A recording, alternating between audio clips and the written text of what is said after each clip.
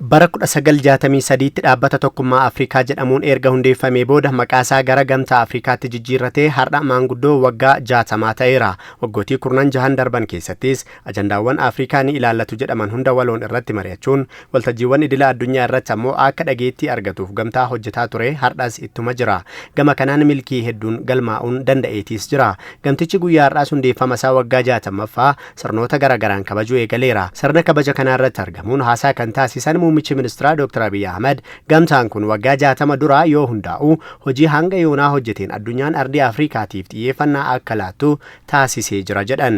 Paying attention to Africa means paying attention to a continent that by 2050 will be home to 1 in 4 humankind. Afrikaaf xiyyeeffannaa laachuu jechuun ardii bara 2050tti tokko afraffaan lammii addunyaa keessatti argamuu fi xiyyeeffannaa laachuu jechuudha. Waa'ee kanaa Kwame Nkrumah waggaa 60 dura dubbatanii jiru. Yeroo sanatti kan isaan jedhan qabeenya meeshaa caalaa qabeenyi baay'ina uummataa isa olaanaadha jedhan. Qabeenya namaa qabu nutti fayyadamnaan qabeenyi teeknooloojii fi ammayyummaan horatamu kan itti aanee dhufu akka ta'e dubbatan. Gamtichi haala amma jiruun miseensota isaa baay'ifachuu qofaa osoo hin taane sadarkaa idila addunyaatti ardii cimtuu fi dhaga'amummaa qabdu uumuu keessattis shoora bakka hin bu'amne bahataa jira jedhan. Our continent and our African Union is 55 members strong and is fast becoming a critical voice in the global arena. Gamtaan keenya miseensa biyyoota 55 qaba.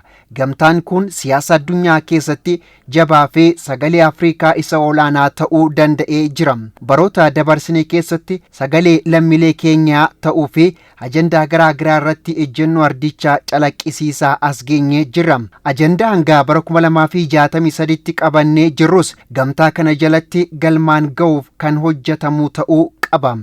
Afrikaa gara ofii keenya barbaadnutti ceesisuudhaaf yeroo itti aanutti kan nurraa eegamu dandeettii fi kennaa akka ardiitti qabnu sirnaan dhimma itti bahuun akka qabnus Muummicha Ministeera Dr. Abiy Ahmed ergaa isaaniitiin kaasanii jiru. We must continue unearthing the potential of our people and enable them to transform our continent into the Africa we want. Wanti nuti dirqamaan itti fayyadamnuu qabnu dandeettii lammiilee keenya sirnaan dhimma itti bahuudha. Kana taasisuudhaanis Afrikaa amma jirtu kana gara Afrikaa ofii barbaannu sanatti ceesisuu qabna.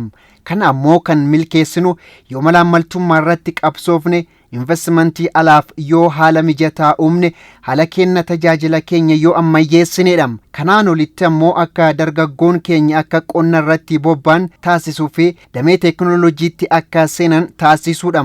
Wanti dirqamaan hojjechuu qabnu biraan ammoo nyaataan of danda'uudha. Africa can and must be able to feed itself. Afrikaan gama hundaan birmadummaa ishee labsachuudhaaf waan hundaan of danda'uu qabdii kan jedhan Dr. Abiy kana taasisuuf ammoo dhiheessii nyaataa fi dhimmoota ijoo biroon of danda'uun murteessaadha jedhaniiru. Kanaafis Itoophiyaan agarsiistuu gaarii ta'us itti dabaluun kaasaniiru. Ethiopia's clear evidence. Itoophiyaan ragaa gaariidha. Keessumaa damee qonnaaf xiyyeeffannoo kennuu fi babal'isuu irratti waan kun hojjetameef hanga oomishaa fi oomishtummaa keenya daballeerra. Qormaatni uumamaa fi namtolchee waggoota lamaaf nu qoraa turan hedduun jiraatanis gocha keenya irraa nu hin dhaabne. Miira Afrikaanummaatiin waan hojjennuufis milkaa'uu dandeenyeerra. Seeneffama dogongoraa amma Itoophiyaa irra jiru maqsuufis cimnee kan hojjennu ta'a. Afrikaan miidiyaa dhiibbaa uumuu danda'u kan mataa ofii hundeessu dhaabbata mootummoota gamtoomaniitti teessoo dhaabbii qabaachuu yaa'ii biyyoota gurguddoo 7 fi 20 keessatti hirmaachuu kan jedhu irratti gamtaan kun cimee hojjechuudha akka qabus Muummichi Ministeera Dr. Abiy Ahmed haasaa isaanii keessatti kaasanii jiru.